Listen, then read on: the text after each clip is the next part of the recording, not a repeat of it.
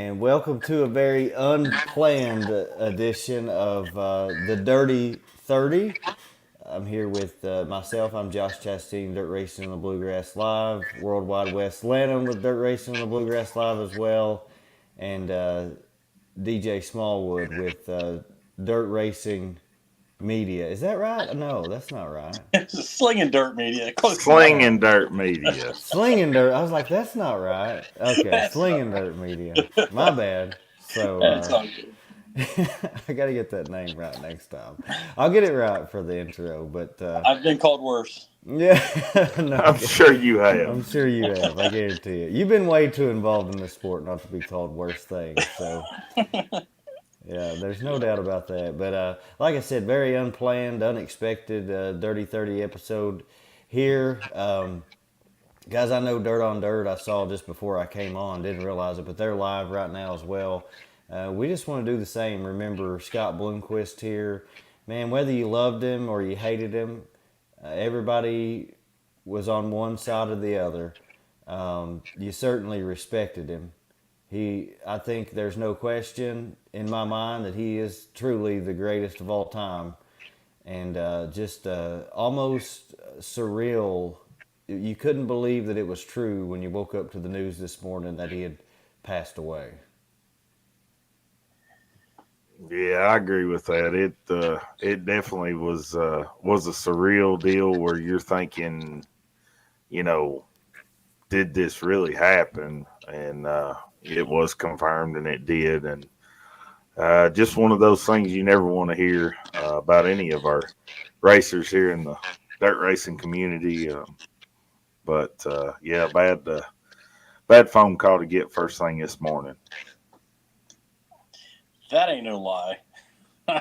Here, I'm at work this morning, just happy go lucky, getting my Friday started, and a good friend of mine, Josh here, gives me a phone call and says, "Hey man, you been on Facebook?" No, I Well, have not had time to be on Facebook yet, Yeah, sure. and that's where I got my bad news. Yeah, I hated to be the bearer of bad news on that one. To be honest with you, I hadn't been on either. Literally, just opened my phone up there for a second, and I saw that. I saw the news. I saw the article. I think it was like a local paper or something, maybe over there in that area. Yeah, And I was like, well, it kind of looked like it might be because sometimes you see that kind of stuff, and it's just a scam sort of thing. yeah, And right, right. I thought, man, now that's just that's just one of those things. And I thought, there's no way that this could possibly be true. And so I scrolled a little bit further, and I saw that like Bobby Pierce and some others had already shared that, and I Yeah, was like, yeah. man, this is real. Um, and I'll be honest, I was on the hate's not really the right word. It's not true. But I was on the side of I wasn't a Scott Bloomquist fan. And part of it was just, in this sport, you pick a side. And you have fun with it. And Yes. everything's right. just for fun. It's not really personal or anything like that. It's just I had a lot of friends that were Bloomquist fans. Tyler Rigsby was one. Him and his dad, they were always a Scott Bloomquist fan and stuff growing up. So it was fun for me to pick the other side. But it was fun to boo. It was fun. It was fun to do all those things. But you always it was great when you got to the track and like Bloomquist was there. He made the show. But you guys were on the other side. You both talked to me about how you idolized him. You were fans of him, and so we're on opposite sides of that spectrum. Like I said, it's not true hate. It's really not. But it was just part of the fun of being in this sport was you were on one side or the other of Scott Bloomquist. There wasn't no on the fence. You either loved him or hated him. Yeah, You either cheered loud or you booed louder.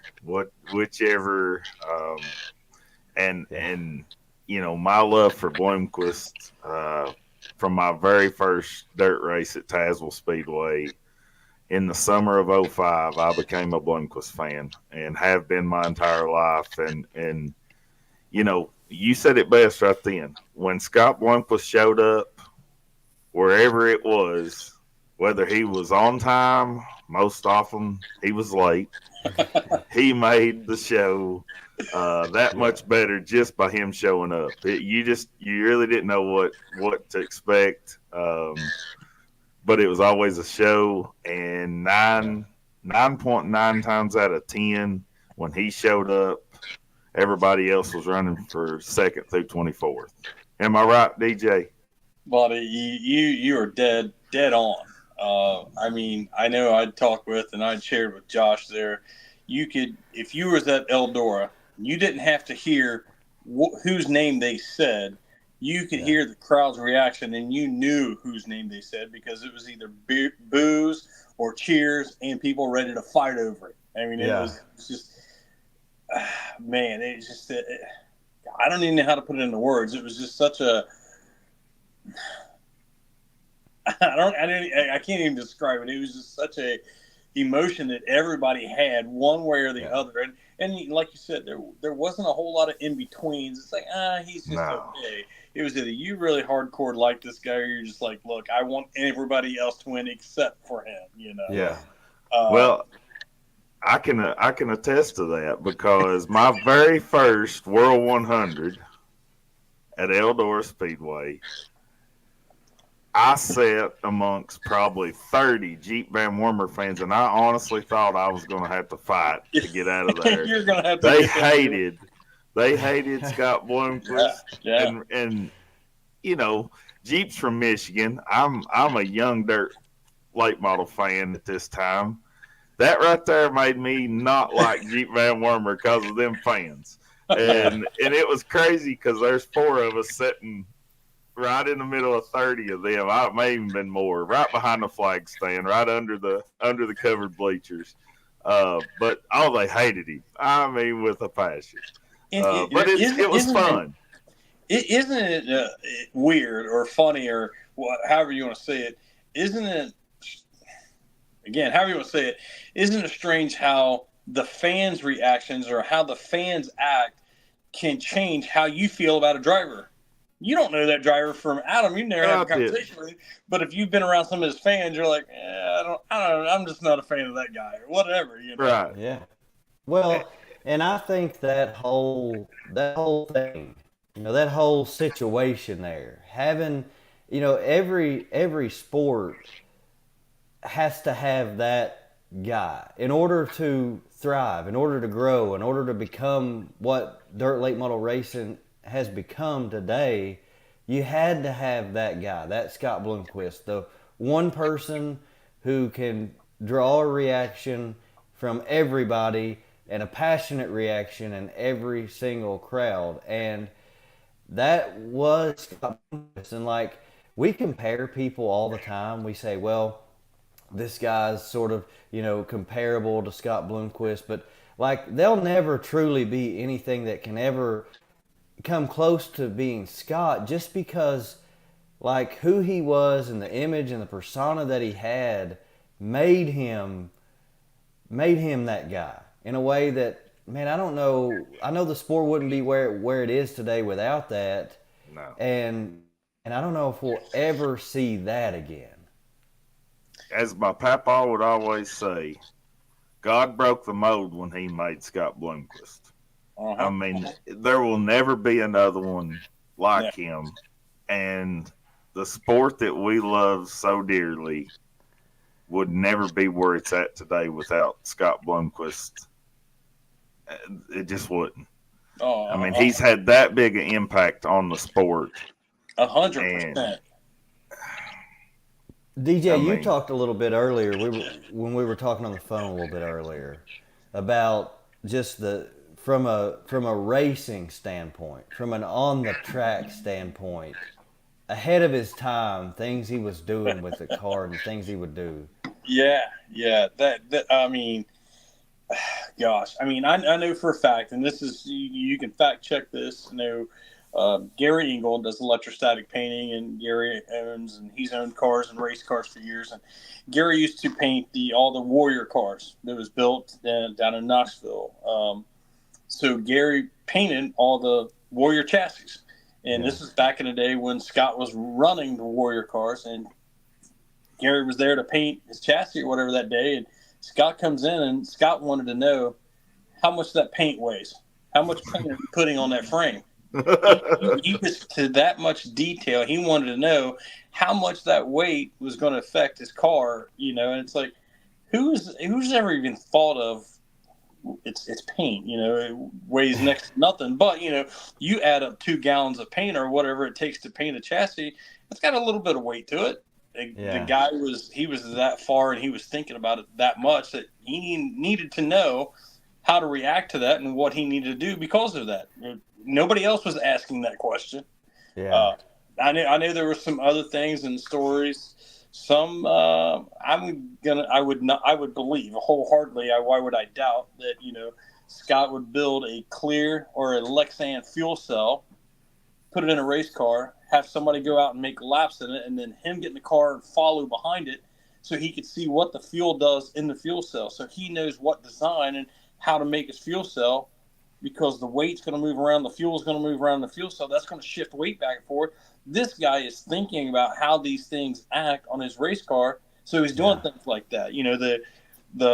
The grease drops across the nose of the car, and then making laps, and then coming in and looking and see where the streaks of grease run. I know him and his dad and all their how involved they are with the airplanes and the aerodynamics and things, and aerodynamics plays a huge part in dirt late models. So for a guy that, and I'm not saying Scott's the only person who ever done that, but it's like, how many people 30 years ago were thinking of things like that and trying that stuff? I mean, maybe people were, but you just never heard of it. Yeah. It's like this, even mechanical side of it, and the things that he built and things that he did. Not only did, in my opinion, was he ahead of his time, but I mean, we talked about like the merchandise. Yeah. Who brought the merchandise scene to dirt late model racing like Scott did? I mean, he had, Gerald with Arizona helping and stuff, but I mean, they put merchandise on the map for dirt late model racing, Sure they did. Yeah. All those how many racers can say they probably made as much or more their t-shirt trailer in a weekend versus what they made in a race car, Well, I just think a lot of the things you see on the track today, you talked about it earlier.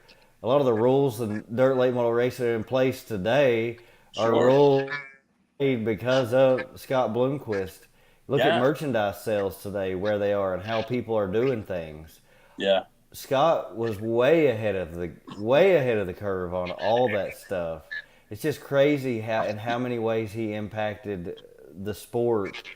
In so many ways, not just on the track, but in merchandise sales and other things like that. It's just it's crazy to think about how one man can just revolutionize something the way he did.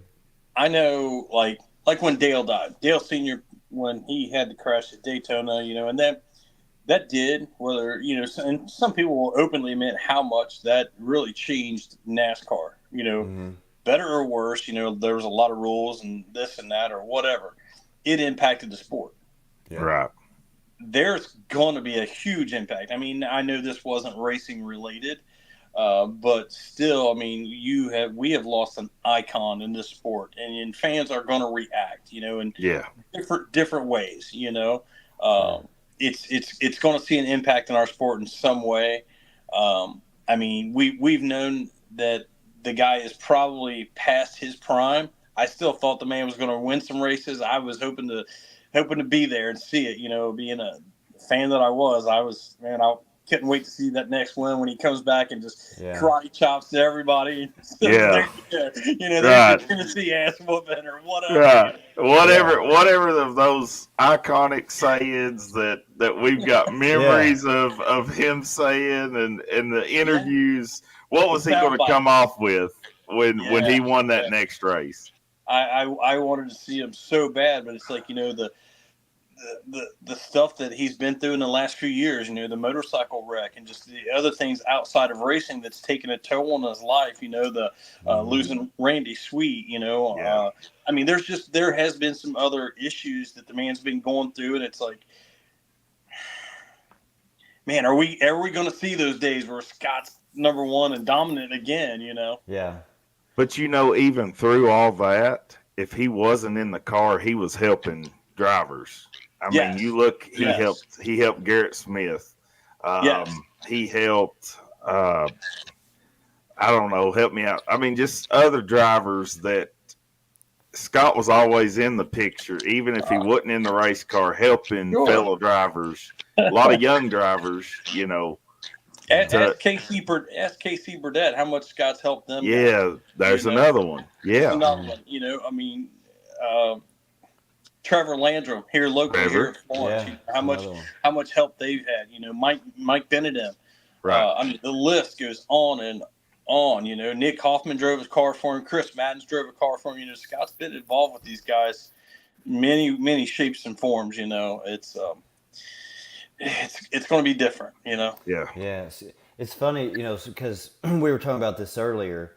Scott was he's the perfect storm. Like you have this persona, the black sunshine, the no weak links, the hair. I mean, the look. He was like, there's a mold, like with anything in dirt late model racing. You walk through the pits, most people are kind of along the same lines. They're kind of the same, right? Not Scott Bloomquist, man. He was like polar opposite of everyone else. What he said and how he said it, and all those things. But then it's like you become the greatest of all time, and you have the greatest impact that anyone will ever have on a sport by being all those things outside of the race car. But then you also have to be the greatest person to ever sit behind the wheel of a race car, and the person that is putting grease on his car and Lexan or the plastic fuel cell, all that stuff. It all has to come together, and that's just who he was. And I mean, it's crazy to think about the impact he had on the sport that only he could have because of who he was. Yeah, for sure. I had thought about, I knew this, several times. It's like, man, when he was on the Dale Jr.'s podcast. Yeah. Yeah. I remember sitting there listening to that, and I said, did he really just tell Dale Jr. he'd been on a spaceship for 3 days? But you know what? Yeah. It maybe. I wasn't there. Maybe it did. Maybe it did. I don't know. You know what? The guy I had thought several times, like, man, this guy he's out there. He is really out there. But, is it a character? Or has he figured out, as he learned that, hey, this character sells, whether it's merchandise or, whatever, shirts, hats, die-cast cars, it's like, hey, or is that's really who Scott is. He is that's his character. That's who he is. He's that one-of-a-kind special person. We don't see these type of people every day. When you were around Scott, or there are certain people that just have that feeling around them. You can tell you're in the presence of greatness in some way, shape, or form. Yeah. Oh yeah. And all the memories from all of our lives of Scott. I mean, we could sit here and tell stories after stories after stories, and I mean, the impact. It's such a sad day to lose the life of the GOAT. Mm-hmm. Mm-hmm. Yeah, it is. It is. It's definitely a sad thing, man, for everybody. I mean, I feel like though, I kind of hate to do this, honestly, because I feel like there's gonna be a lot of this. But people talk about Scott Bloomquist, and they always have. They equate him to the Dale Earnhardt of NASCAR. Mm-hmm. I've heard that several times. Yes. I mean, they were the same in a lot of ways. I mean, in a lot of ways, they did the same thing for their respective sports or platforms, whatever you want to call it. Yeah. Dale Earnhardt had the mustache. Bloomquist had the hair. I mean, it just totally different than everyone else, and the way they race. One thing about Bloomquist, though, man, he was always clean. I don't know that I ever there were, of course, if you race long enough, there are going to be little moments where you get into all that stuff. But he was a very clean racer. The type of racing I feel like that he sort of came along through. Racing's a lot different today than it is now with the sliders and all this Oh stuff that yeah, we're seeing today.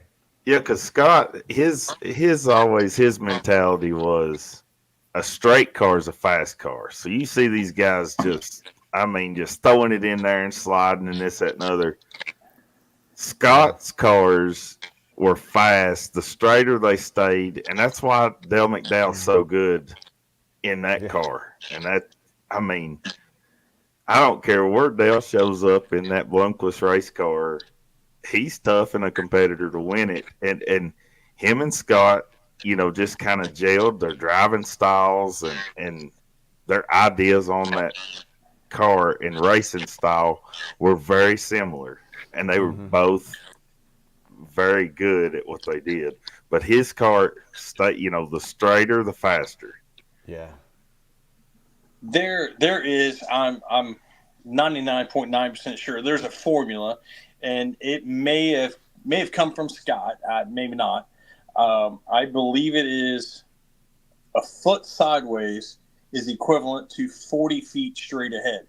So the object is obviously to keep your car as straight as possible, and you're going to be going forward. The guys Right. that are all hung out sideways, that may look cool and puts on a show and slinging yeah, dirt, but the guy that's keeping his car straighter is faster. And you Yeah. look at Dale and you look at Scott; those guys were very rarely out of shape. Back I know there's pictures and there were some races that Scott did that his got the left front wheel all hiked up, but that wasn't a normal. When Right. everybody was doing that, man, Scott's all four was planted. I remember. Like I said, we could do the stories. I remember this, remember that. But when a guy changes, Eldora was typically known when you was against the wall, and that was just the fastest you could go around the wall and scraping the spoiler and sparks flying. That's yeah, how you wanted Eldora. Right. Well, Scott knows. Well, you can't drive through those guys, so he takes and wins the race from the bottom. yeah. How do you do that? But the guy figured out a way to do it. And Yeah. the one year he went to the tail and and come from the back and won. I mean, Yeah, Yeah, Sure. that was when he had the the what was it? The window net. Lexan window net. Yeah, Yeah, Yeah. yeah, that was 2014. he got out of the car and you said don't the hear Lexan that window. anymore. I mean, No. No. We've said, I know with friends and other conversations, we've said, how many times, if they hadn't put him to the tail, how bad of a beating that would have been to the rest of them. Just made everybody look. That would have been. I don't even know. How do you call that? That is just like, wow. Well, he's Yeah. 2 laps ahead of everybody now. yeah. For the first time ever, we saw somebody there lap the field at Eldora. Talk about a beatdown. I But mean, he you said that would have happened. I think it I really think it would would have. I really do. No, 30 laps into the race, they put him to the tail, so he has now 70 laps to come from the tail and win. And not only did it win, I think he was up to 8th, 10th. Cars those were only cars on the lead lap was like the top 10. Yeah. That's Oh, a yeah. serious whooping. It is. Or like It he would is, say, a man. Tennessee ass whooping. Right.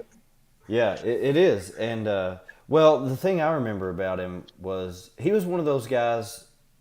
He didn't look as fast as he was going because everybody else is all bending it and throwing it in the corner, and he's just like all smooth and straight. And it's like, is he really that fast? But he's flying. But he was just always so smooth and so straight that it almost looked slow. I had heard his philosophy on that more than once, and it was slow down, you'll go faster. Yeah. Slow down, be smooth. Being smooth is faster than being all. You could have a faster car that's all bent out of shape, but that being all bent out of shape and, like I said, not going straight, that will slow you down versus a car that's just steady and nice and smooth every single lap and consistent. That'll win. Yeah. Yeah. Been proven. It will. It certainly will. Well, this is the Dirty 30. We got 30 minutes. We're coming up on of our thoughts, so we're coming up on 30 minutes here, guys. So I'll let you guys go first. You all were the fans of Scott Bloomquist. I respected him, okay, and I'll always will, and I'll say it. I mean, he was. I don't think there's any question. There's no question on and off the track. He's the greatest of all time. He's had the greatest impact of any driver will ever see on this sport. Give me a memory or some memories of his career. Your biggest memories, Mm. personally. I don't know if this would be a biggest memory, but this is one that really sticks out in my mind. Last year at the World 100, when Scott made the feature through the B main, and when they announced him with the starting lineup on Saturday night, and the place erupted. There wasn't no booze. Everybody was cheering. This was a big deal, and Mm-hmm. you know, racing fans knew all that was going on and the setbacks he had had, and for him to do that and make the show, and I mean that place erupted. That's Yeah. that's a really good memory I'll always have. I don't even know that I could narrow it down to one. I mean, let's see, I'm 47 years old, and man, I've been watching the guy and been a fan since as long as I can remember. It's like in my world, there was two guys, and there will never be another. There was Pat Patrick when I was real young. Then I Yeah. went from Pat Patrick to Scott Bloomquist, and just the things that I've seen this guy do, and come from the tail. I mean, I think the days of seeing guys come from the tail and win races, I think those days are over. I mean, I hope Yeah. not. I mean, Yeah. it does happen on occasion, but I mean, anytime Scott was anywhere in the field, you couldn't count him out. You know, Right. the haulers that the guy had. You know, I mean, not just the cars with the cool paint scheme. The guy had haulers that were just mesmerizing. From the one that had the big black and white and the yin yang on the side of it, Yeah. Yeah. to that new one he had a few years ago that was all that charcoal gray and the lights and thing was just like, man. I mean, the guy he seemed like he did everything right, everything that got the attention, that sold the merchandise. The guy that he just did everything right that he needed to do. You know, Mm-hmm. I know me and him had a conversation about doing an episode on Slinging Dirt, and it was planned. We didn't have a set date, but he agreed. He says, "Yeah, I'll do it with you." And I'm going to regret that I didn't get to do that, but man, I wanted that so bad. Yeah. What do you do? I know, man. It's yeah. I wish that could have happened for you. I'm sure that would have been a fun conversation, and who knows where it would have went. But that would have been part of the fun of sitting down with Scott Bloomquist. I mean, my best memory, I guess, this has been several years ago, but Scott Bloomquist comes to Whitesburg, Kentucky, to Lucky 7 Speedway. And they said he was coming, and it's like, he's not. Yeah, he's not going to come. I mean, no way, man. Like, it was hard to get in that place, and it was a rough little place. Kind of sat down in a holler, and there was no grandstands. Best I remember, you sat on the hill. The guy running it, his 13-year-old, I don't know if he was 13. His little boy was doing the announcing there that night. I think it was a couple of weeks before this. We showed up. They didn't have anybody to score, so myself and our buddy Brad Lawson, for the very first time in our lives, scored that night, and we messed everything up. But it was just you didn't like. He's not gonna show up at Lucky 7. You know, it's just not. I mean, it's not even on the map. This place is not even on the map. This track, and but sure enough, he did. And I'm telling you, man, there were people all over that hillside. Just Yeah. an unbelievable crowd. That's who he was to dirt racing, Yeah. and for him to show up there that night was like, man, that don't happen in other things. Right. Like an NBA player is not going to come down here to Berea community and play in a random pickup games. That's our sport, and that's who Scott Bloomquist was to our sport. And the place was packed, and people were just glad to see him there. I didn't hear a lot of boos there at Lucky 7 that night. And I think people just appreciated the fact that he was willing to come to a small, place in eastern Kentucky and spend a Saturday night there racing. That was really cool to see. Yeah. I got another really good memory. I sent Josh the picture today. Sherry and I were dating, and we had went to Charlotte for the World Finals, and we were walking through the pits. The feature's fixing to happen on Saturday night, and she walks over and she says, "Hey, Scott, can I get a picture?" And he's like, "Oh yeah," and just smiling. And my husband wants a picture with you, and he's just like. Just like, oh, really? I thought I was going to get a picture with you. And it was great. So, like, I bounce over there and I get the picture. And that's when he was dealing with his leg problems and back problems. And he was using the step to climb in the car. And I mean, we're just sitting there and I'm like, man, I look at her and I said, you don't know what that meant to me. I never asked him, never wanted his picture, never got an autograph, just didn't want to bother him, didn't want to ask him. But deep down, I was like a little boy, like, I want an autograph, I want a picture. This guy right here, this is my driver. And for her to ask him was so cool. And definitely got her some brownie points. And I looked at her and I was like, do what?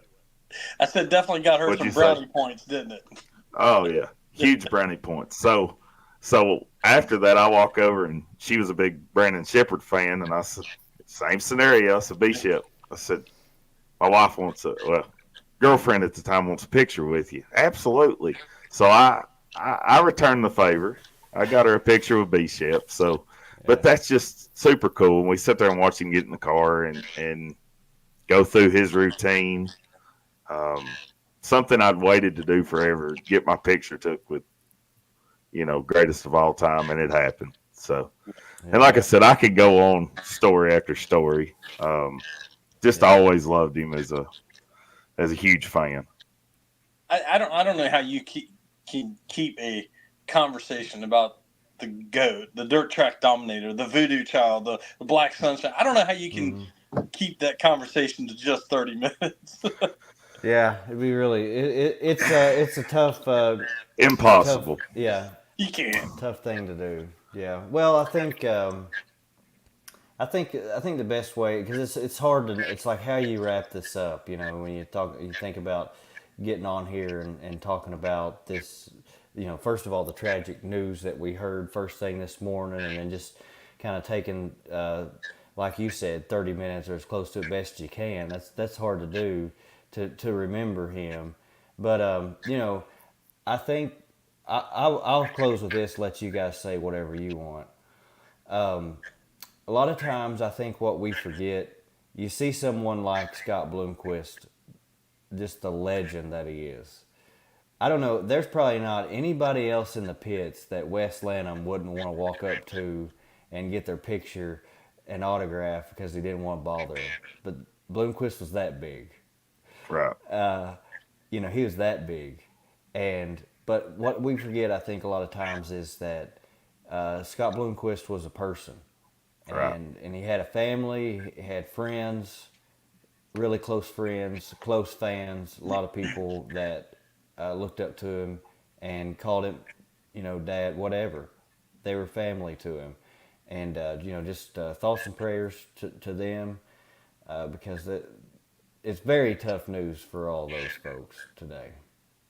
Yeah, you're exactly right. And he was so much to us as dirt fans, and the dirt late model world, the dirt community in itself. But you've got to look. He was so much more than that as a person, and you definitely thoughts and prayers to his family and his close friends. I know there were so many that was extremely close to Scott, and he has made such an impact in their life throughout their, over the years.